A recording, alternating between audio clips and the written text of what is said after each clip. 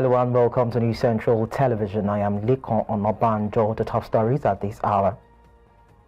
Suspected fighters of terrorist group ISWAP killed 23 farmers, fishermen in Borno State.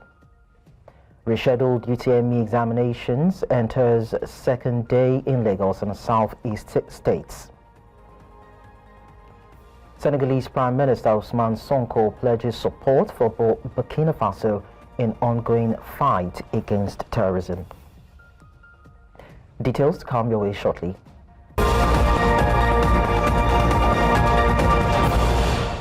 Let's begin with security matters. Suspected fighters of the Islamic State West Africa province have reportedly killed at least 23 farmers and fishermen in Malam Karanti, a remote village near Baga in Kukawa local government area of Borno State.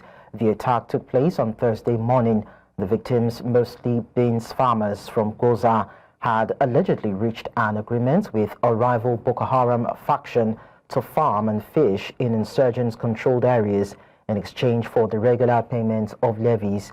According to local reports, the ISWAP militants stormed the village around 9 a.m., gathered the farmers and fishermen, and executed them on suspicion of collaborating with the rival group.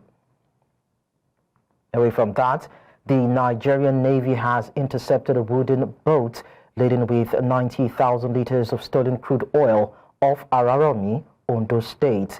Acting on credible intelligence, personnel from Forward Operating Base Ibokoda swooped on the vessel on May 15, thwarting the illicit run to Lagos. The crude was traced to abandoned offshore wellheads near Ibokoda. The suspects escaped into the creeks in a speedboat, evading arrest. Recovered on board were 3 pumping machines, a length of discharge hose, and 2 high-powered outboard engines. FOB Commander Captain Aliyu Usman reaffirmed the Navy's resolve to safeguard national assets, saying the raid underscores ongoing directives to stamp out oil theft and bolster maritime security.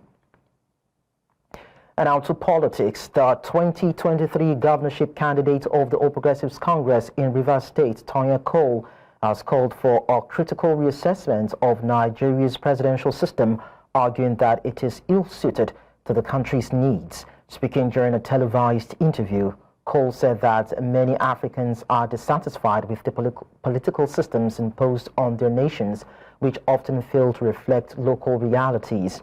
He stressed that successful countries typically adopt governance models tailored to their unique contexts, citing Arab nations and China as examples of states that have rejected Western political frameworks in favor of systems aligned with their values. Cole further emphasized that Nigeria should draw inspiration from its own cultural and historical foundations, noting that the country had a functional indigenous political structure before colonization, one that could inform a more suitable system of governance today. Now, to help make sense of this, we're joined by a legal practitioner, Toho Oseruwoja. Thank you so much, Toho, for joining us. You're welcome, and good afternoon. Yes, good afternoon to you too. So, is there a constitutional or maybe a legal framework for equitable power rotation or zoning within a presidential system? Let's start from there. The answer to that question is no. If you look at the Constitution of the Federal Republic of Nigeria, if you look at Section 131, that talks about who can become the president of Nigeria, and if you also look at Section 5 and Section 130 of the Constitution of the Federal Republic of Nigeria, there's no legal framework for issue of zoning or issue of rotational presidency or who becomes the president of Nigeria. But the political parties, in their wisdom, which I think is wise, in their own wisdom, they came together to kind of find a way of addressing this particular issue, which I think is not bad. But the provision of the Constitution supersedes such an issue. So it just depends on the way the political party manage and market their candidates that can decide who emerge the president of Nigeria, of the Federal Republic of Nigeria. Okay, so when you look at Nigeria's make, and of course the regions and the way it is with the ethnic groups and all, what kind of system of government would be suitable or ideal for it to ensure that governance trickles down from the top to the grassroots? Well, if I draw our attention to some certain issues, because sometimes if histories are not properly understood, the mistake is inevitable. You notice that before our independence, or technically within the independent system, we practice the monarch system of government, which we pay allegiance to the throne, which is the king, the queen of England at that particular point in time. Then when we got our independence in 1960, we also played partial allegiance to the throne, which is like a monarch system, the monarch system of government. Then before we entered into the parliamentary system of government, where that failed, when the parliamentary system of government failed, then we now move into the presidential system of government. But let me take you through the memory lane. You notice that at that time of the parliamentary system of government, we have an element of federalism in place. But after the Civil War, where we were told, or I read, and I also aligned myself with the reasoning, that they believe that the units had more power, that made them, give more advantage to the arise of the Civil War. So Yakubu Gowon then, as the military head of state, ordered to have a weaker unit and a stronger center. That was what altered our kind of federal system of government in a military regime, and that was adopted even in the Second Republic, which is the Second Republic. Then also went further to the Third Republic, which we are in now to this particular point in time. So if you look at it in a holistic way, you ask yourself, what system of government do Nigeria really practice? Our constitution spell it out. We practice the federal system of government and the presidential put together, federal and presidential system of government. Okay. But if you look at it carefully, you discover that Nigeria has not put in the spirit of the constitution into play. That is where we have the confusion. So with our diverse nature, I believe the presidential and federal system of government we are practicing now stay the best. Because if you look at it carefully, look at how the colonial rule, the success and the failures of the colonial rule, you understand the importance of our diversity and the importance of the federal system of government or presidential system of government we are practicing in Nigeria. Okay. But then, we have a presidential system that concentrates the power at the center. So is it safe to say that this sort of executive dominance actually undermines constitutional interpretation and implementation that actually gives freedom to judicial and legislative processes, and including independence too? Yes, I'll tell you for free. The answer is yes. Because if you look at it carefully, and sometimes the governors, and okay, a good example, the one we all have been celebrating that did not come to play. If you look, we say we practice federal system of government, which has to do with the 3 tiers of government and the 3 I's, which is one. You talk about the judiciary, the executive, and the legislative arm. Then you now talk about the state, the federal, the state, and the local government. And you could see that the local government has become comatose. As a matter of fact, it's like a branch of the state government whereby they pick and sack whoever they want to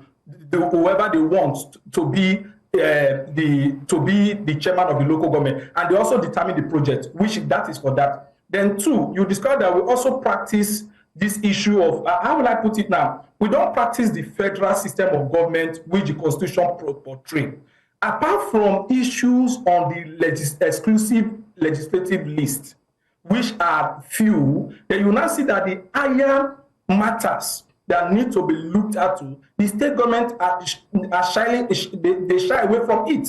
Now, you discover that the state government has metamorphosed into taking responsibilities of local government in Nigeria. So this confusion and crisis is making us trying to understand which system of government is best for Nigeria. But I'll tell you, if we put the spirit and the letter of our constitution into play, you discover that the federal system of government or the presidential system of government we're practicing now is the best. So it's just issue of our attitude towards laid down laws and regulation that governs this system of government. All right, and the other side of this discussion has to do with a system that actually has an immunity structure for executive office holders in Nigeria. Does that not also contribute to systemic inefficiencies and, of course, corruption?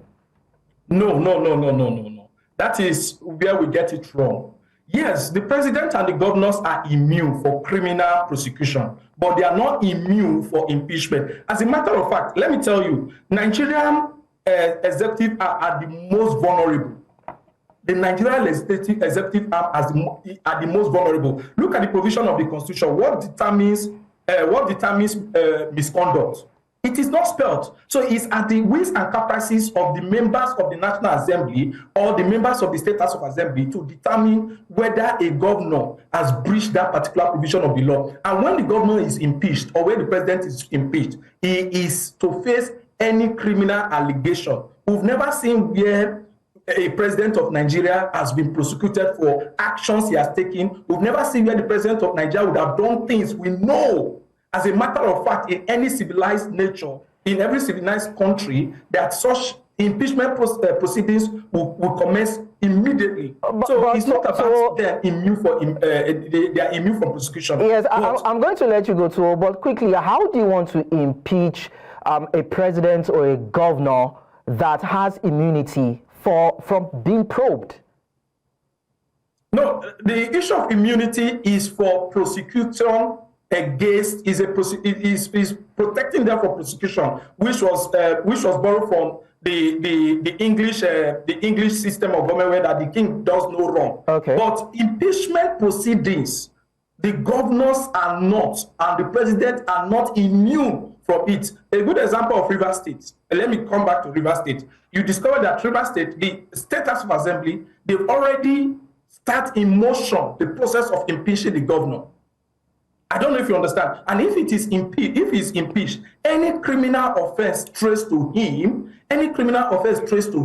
he will be prosecuted by the law enforcement agency. So the issue we are having is that we have stronger individual rather than institution. Okay. So that is why you see that they said if this person is not there, nothing can happen. So that is the mentality of Nigeria. So be rest assured that it's not about the system of government we practice. It's about the mindset and the level of understanding of the individuals that are in the stakeholders in that sectors that are looking at it from that perspective. If a governor, okay, if a president is like what happened in Nigeria, okay, a good example where a state of emergency was declared, looking at the provision of this thing, I'll tell you for free, if it's to be in the UK, for the Attorney General of the Federation to come and even address to defend such an act, his license will be revoked. Okay.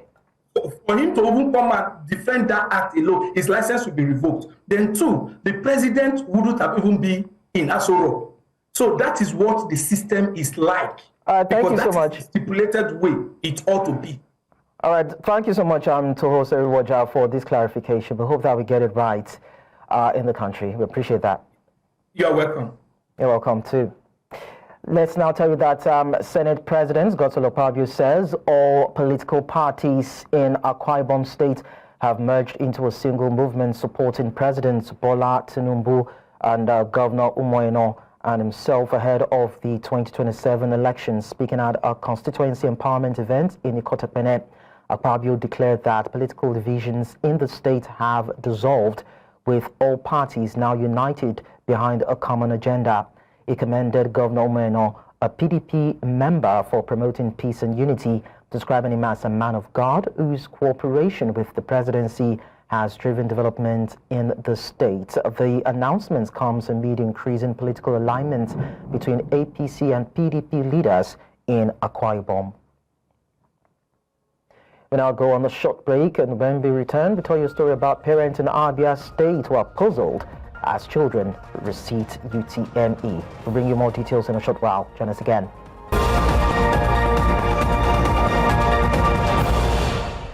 Many thanks for staying with us. We talk education now as students retake the 2025 Unified Tertiary Matriculation Examination due to JAMB's technical glitches. Candidates expressed their concerns while hoping for better scores.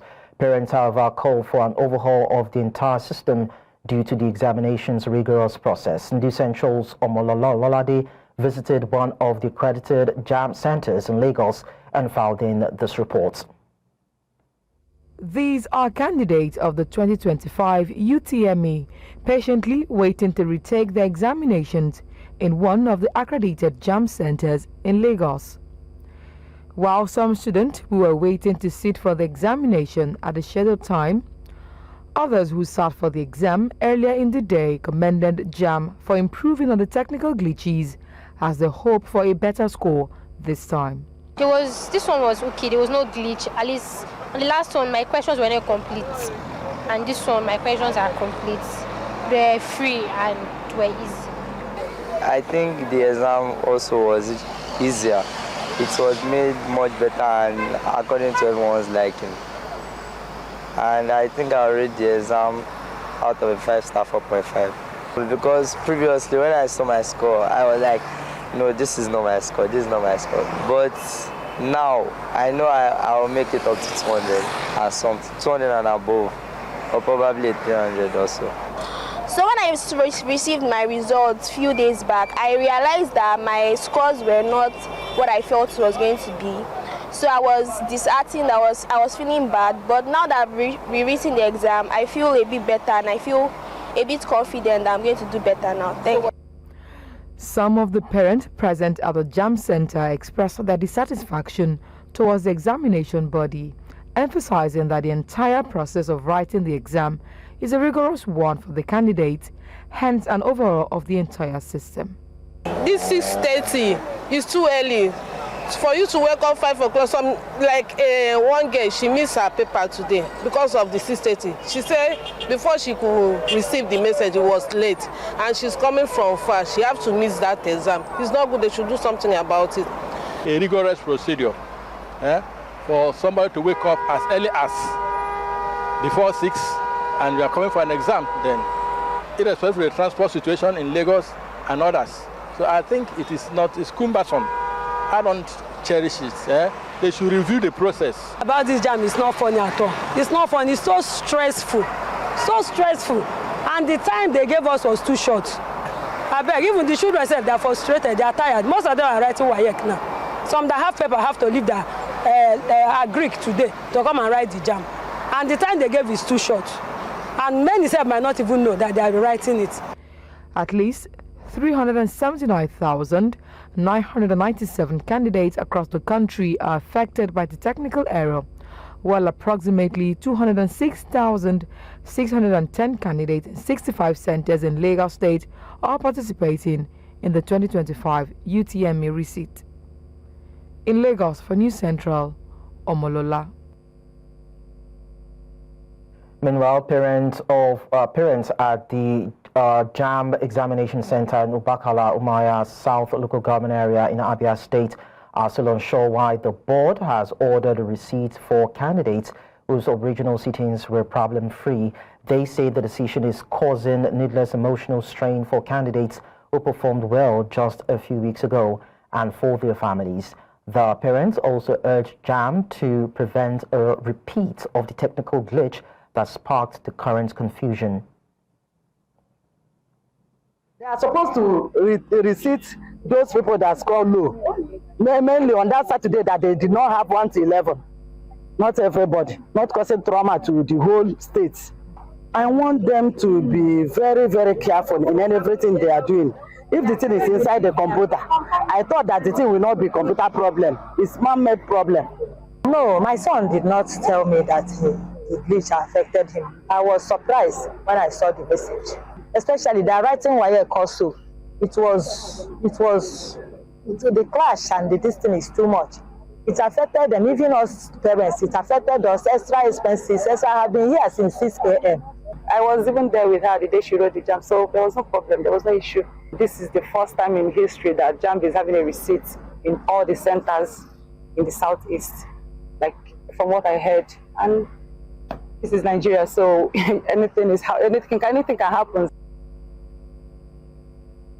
Now, the federal government says that it has earmarked over 80 billion naira for the renovation of the more than 100 unity schools nationwide. This was made known by Nigeria's Minister of State for Education, Suwaiba Ahmed, as she visited unity schools in Kano and Jigawa states. News Central's Emmanuel Bagudu reports. Though looking serene and bubbling with activities of students, these unity schools are still in need of attention, ranging from teacher welfare, poor student-teacher ratio, retention and enrollment of students, and lots more. The Minister of State for Education, Suwaiba Ahmed, while confirming these issues during her inspection tour, says that the federal government has already commenced efforts aimed at tackling them by setting aside about 80 billion naira for the over 100 unity schools in the country. Because of the complaint we have had, we have put it in the budget a lot of money, 60 to 80 billion for the renovation of our federal unity colleges, and this will soon implement once we start implementing the budget. All our unity colleges, 100 plus that we have, are going to be renovated. Of course, we are working on to ensure that we abide by the teacher-student ratio, and it's part of why I'm here to review really the number of teachers we have and also the number of students we have, so that once we see that there is the ratio is not appropriate, then we will work on it to ensure that really we abide by the ideal teacher-student ratio. She says that her findings during the visit was as a result of her engagement with teachers and students from the Federal Government College, Kano, and the Federal Government Girls College, Kazauri, in Jigawa State. Key priority areas in terms of effectiveness of teaching, pedagogical content knowledge, issues around contextualization of teaching, issues around edutainment, issues around new methods of teaching, value system from school to work. These are key things that are needed for every effective teacher. The Minister of Education, Tunji Alausa, is also inspecting other federal government colleges in the southern part of the country. In Kano, for News Central, Emmanuel Bagudu. But I'll tell you that traders from across the various markets in Benin City, Edo State, have staged a peaceful protest to the palace of the Oba of Benin, accusing the Edo State market woman leader of engaging in sharp practices harmful to their businesses. They say they want the Oba of Benin, Ewari II, to intervene and outrightly remove the woman leader, saying that since her assumption into office, traders and business operators have been shortchanged, exploited and forced to buy frivolous tickets. They say many of them were excluded from the recent interest-free loans provided by the state government to traders, and that there are current threats to demolish their shops in some of the markets. When a state government do interest-free loan, say they want to give trader, Josephine and the meeting people don't hijack the process. Una go agree? Una go agree? As they go from market to market, they cause problem. Una go agree? This one a wheelbarrow ticket that they pay $100 to Josephine every day. This one a hawker and squatter that they pay $100 every day to Josephine. This one a POS ticket that they pay $100 to Josephine every day. This one where you see so. This one another hawker and squatter. I said we come out before 5 days. Say they won't go destroy our market. Say if we don't come out, they go destroy our load. They say Senator Modo Beworo, Governor of Edo State. Now he said they come. Say he said if we won't come out, they go destroy our load. Now make us go cry for our Baba. Baba, we not get where we dey go. Now we come meet you Baba this morning. So make you help us. Call on Masafe. We don't need the Masafe for new market. Why we are protesting is because, especially number one, because of the Ogiso markets, known as new markets. So this so-called Iyeki called Josephine that called itself Iyeki, and the new Iyeki that they installed on that market woke up one day this week Wednesday and came to Ogiso market that they want to destroy Ogiso market, want to demolish Ogiso market, which we have not heard from the governor. We have not heard from the council because council is in charge of market. Many tickets have been brought up the time of Josephine. For these 4 months, the traders, they are suffering. She will go to market and remove the old Iyeki and put another one. And Iyeki is not by politics. Iyeki is by tradition. Let's now head to Abia State. As the rainfalls intensify, they leave behind some damaging effects on some places and persons. The story of Heart Okparocha family of Umukwele in Umokpara, Umaya South local government area of Abia State, where floods are threatening their continued stay in their country home, leaves more to be desired. News Central's Chinwe Ogele has been tracking this development and brings us this. It's been days of agonizing experience for members of Heart Okparocha's family, with floods disturbing their peace in their homes. This situation is not a natural disaster, but artificially induced as a result of the reconstruction of the Umokpara Highway. Just as the family members feared, their walls have cracked, parts of the buildings collapsed, yet there's no help in sight. Anya da hunda kai ho asi ehoma ha ga emere anya wo la ga eme ka mmiri na o letiti ụzọ ọgakwa na abata n'ime yard tati na ha channel ubegi gota na ha bụ wata dị na ọrụ ha rụrụ ọ ga-awụ mmerụ ahụ nye ha la anyị ho hangi ụmụ anyị n'elu hangi adị anyị ha n'elu hangi property anyị television anyị ha. The family are accusing the government and community leaders of leaving them to their fates of sleepless nights, damaged property, and health threats.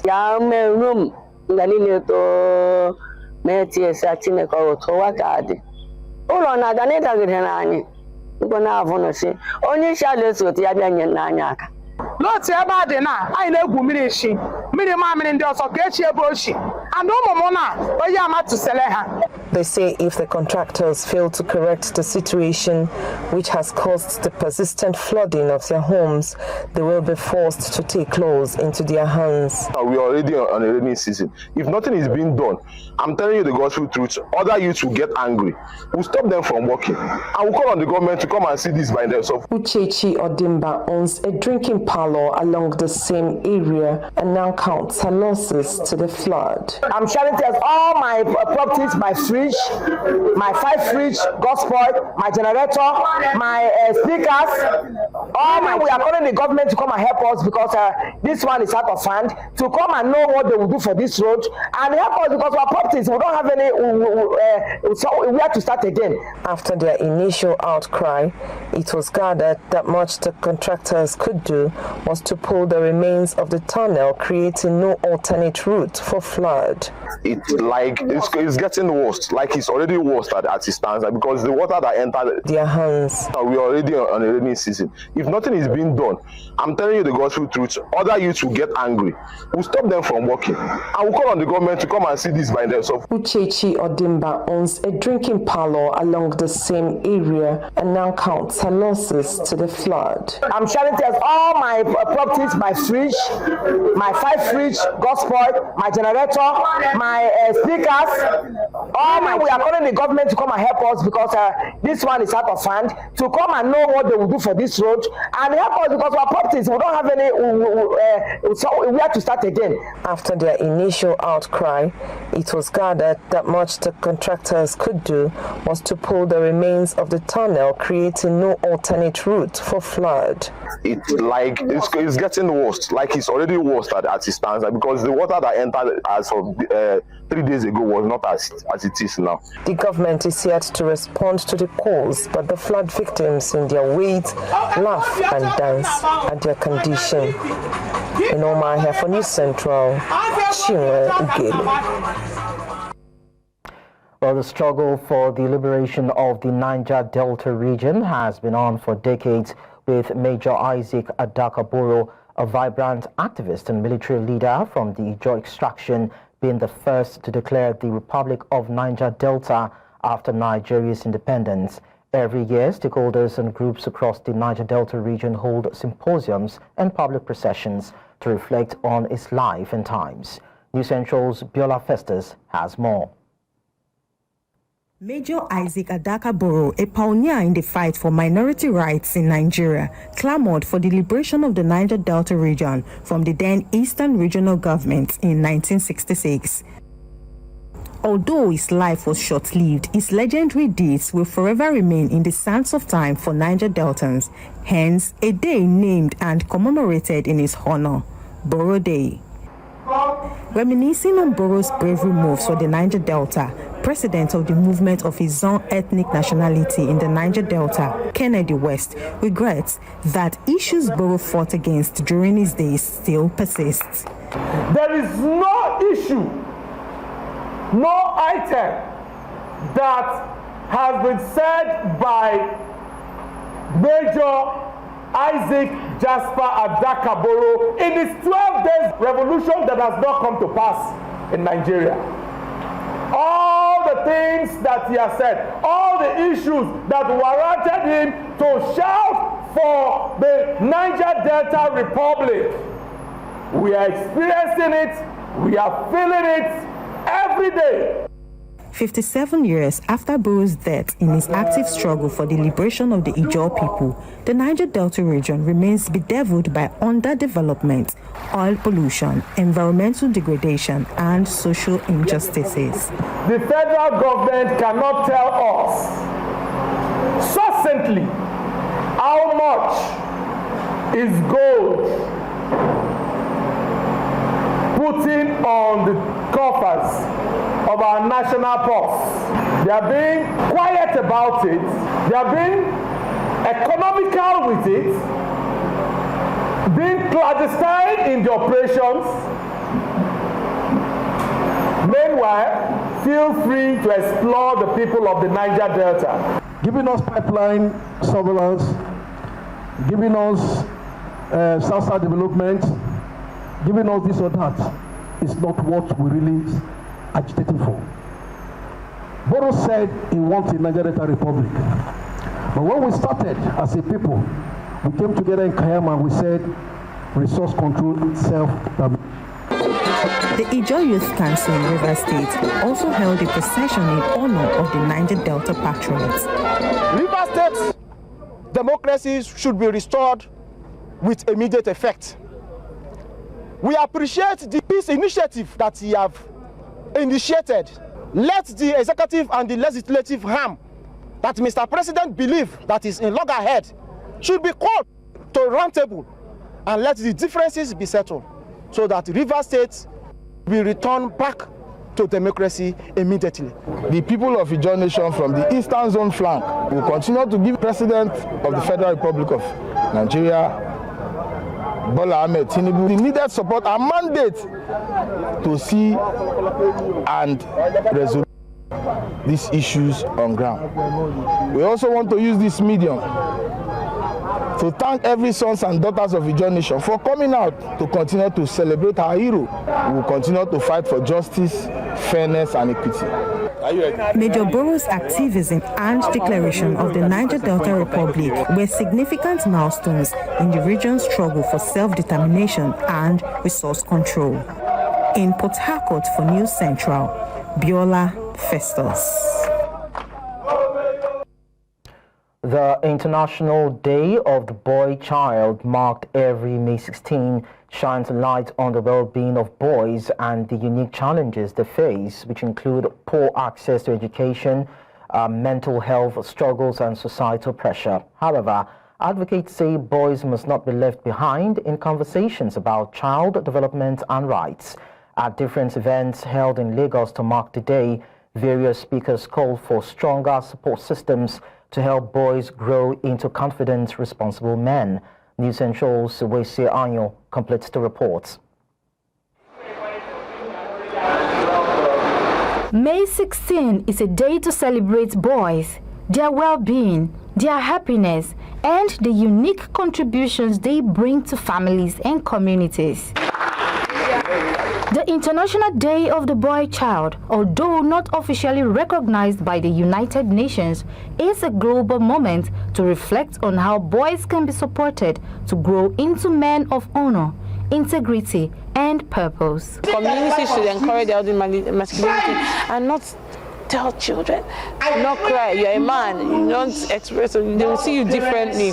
they'll laugh at you, they'll joke at they'll make jokes of you. There should be children-centered programs, so you have opportunities for both boys and girls. So possibly if you need like a program for 100 children, you have 50 boys and 50 girls going for the slot, so that boys and girls have equal opportunity. This year's theme, building self-esteem in boys, stand up, be heard, be seen, encourages families, schools, and communities to create safe spaces where boys can express themselves, learn resilience, and feel valued. I don't think stereotyping is great. I don't think it should be done. The boy child should be allowed to express himself. We need to teach our boys that they are valued, that they are deeply appreciated, and that they can express their emotions, that they are safe around us. So they are not meant to just lock up themselves. The message is simple. Boys are not asking for more, just not to be left behind. While girls continue to fight gender inequality, boys too are at risk. From child labor and school dropouts to mental health breakdowns and toxic masculinity. There is no how we can have saner and peaceful society if we neglect the boy child. And because of their role in the society, they are very, very important. Without self-esteem, it's almost impossible to go far in life. If you're not confident in yourself, you'll find it difficult to progress and make decisions. When you keep the home intact and the school plays its important role, the boy will be rounded and will be ready to influence his society. Many boys grow up with limited support, often left to deal with societal pressure and harsh expectations on their own. As the world marks the International Day of the Boy Child, the call is clear.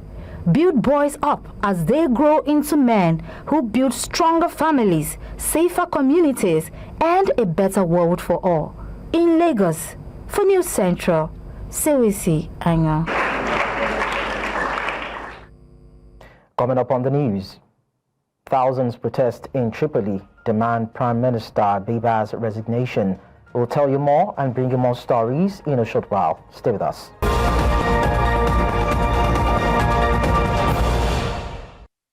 The news continues in West Africa. During an official visit to Ouagadougou, Senegalese Prime Minister Ousmane Sonko pledged his country's support for Burkina Faso in its ongoing fight against terrorism. Standing alongside Burkinabe officials, Sonko spoke of the possibility of collaboration and support, signaling a potential strengthening of ties between the two West African nations.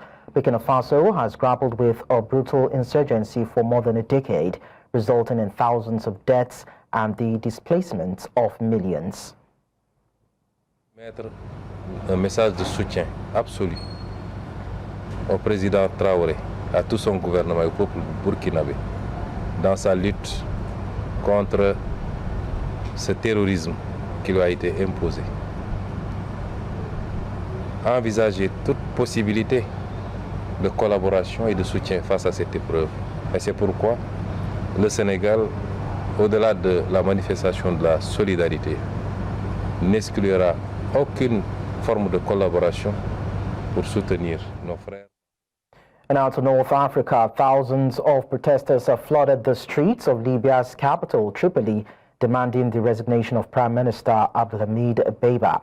The demonstrators expressed outrage over the government's handling of recent deadly clashes between rival armed groups. The unrest, which has resulted in dozens of deaths and injuries, underscores the country's fragile security landscape. Protesters accused Dbeibah's administration of failing to control the escalating violence and called for accountability and new leadership. Libya remains politically divided, with rival administrations in the east and west, Tripoli being under Dbeibah's control. We bring you to the southern part of Africa to tell you that South Africa's President Cyril Ramaphosa is set to meet with U.S. President Donald Trump at the White House in the coming week. This visit, scheduled for May 21, marks a significant moment in strengthening the strategic partnership between South Africa and the United States. News Central's Wangani Siziba tells us more in this report. According to South Africa's president, the purpose purpose of this high-level engagement is to research and deepen bilateral relations, focusing on regional and global issues that affect both the nations. For South Africa, this is a crucial meeting in attention amid rising concerns over claims of racial discrimination against Africans, an issue that has garnered widespread discussion and debate. In February, President Trump signed an executive order saying that Afrikaners were unjustly being persecuted with legal intervention from the South African government and granted a group of them refugee status. But white farmers are being brutally killed and their land is being confiscated in South Africa. South Africa's government, however, has denied these claims, with President Ramaphosa saying the white Afrikaners living in South Africa are not fit to be refugees. Those people who have fled are not being persecuted, they are not being hounded, they are not being treated badly, and they are leaving ostensibly because they don't want to embrace the changes that are taking place in our country. However, since the departure of the first 49 alleged refugees, social media and the streets alike has been abuzz with different views on the matter. White people live in South Africa and they claim to have their own country within South Africa. They're trying to get off the grid, even their own currency, right, within South Africa, and the government allows that. I mean, I don't understand where this thing of killing white people comes from. If they feel like there is genocide, they can leave. If that's what they think, they can do what they think is best for them. If they want to leave, they can leave, but there is no genocide here. Speaking during News Central Breakfast Show, Carly Creel, the CEO of AfriForum, said the South African Constitution doesn't protect white farmers. And of course, we then tried to get the South African Constitution and court to protect us. The Constitutional Court did not protect us. We asked the President of South Africa to condemn these chants that call for violence against Afrikaners. He refused to do so. Meanwhile, the 49 white Afrikaners from South Africa arrived in the U.S. earlier this week, welcomed by high-profile members of the Trump administration. However, they were met with mixed reactions. This week, the Episcopal Church said it will be ending its refugee resettlement program with the U.S. government, pointing to Trump's administration approach to resettle the white Afrikaners, a move that was slammed by the White House. For now, all eyes are on Washington as President Cyril Ramaphosa and President Donald Trump prepare to shape the future of their nation's partnership, answering global challenges together. In Johannesburg, for News Central, Bongani Sisiba. We'll now go on a very short break. When we return, we'll bring you the rest of the stories. Don't go away.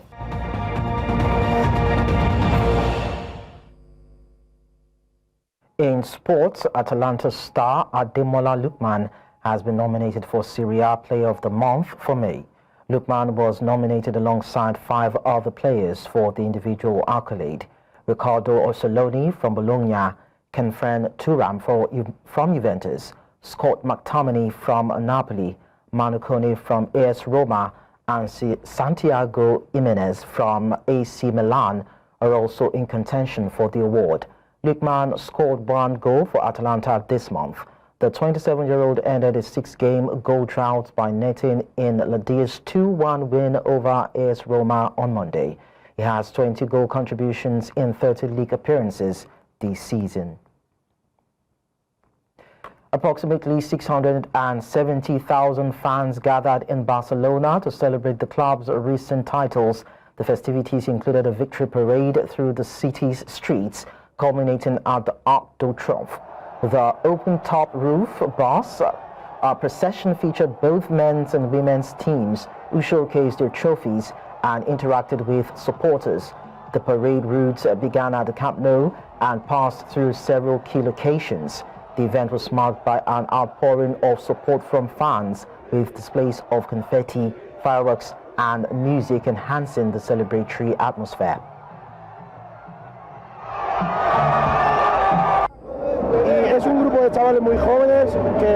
ser los colores del Barça y es una liga muy merecida. Bueno, esto es súper emocionante, es increíble el ambientazo que hay y que la gente sienta tanto los colores. And that's all at this hour, but before we go, we'll look at our top stories again. Suspected fighters of terrorist group ISWAP have killed 23 farmers, fishermen in Borno State. Rescheduled UTME has entered second day in Lagos and southeast states. We also told you that Senegalese Prime Minister Ousmane Sonko has pledged support for Burkina Faso in ongoing fight against terrorism. You can send your eyewitness report to the WhatsApp number on the screen. Do follow us on social media. We are at News Central TV. You can also watch News Central live on DSTV channel 422, GoTV channel 23, Star Times channel 274, Arvo TV and YouTube. Many thanks for watching. I am Lekon Onobanjo.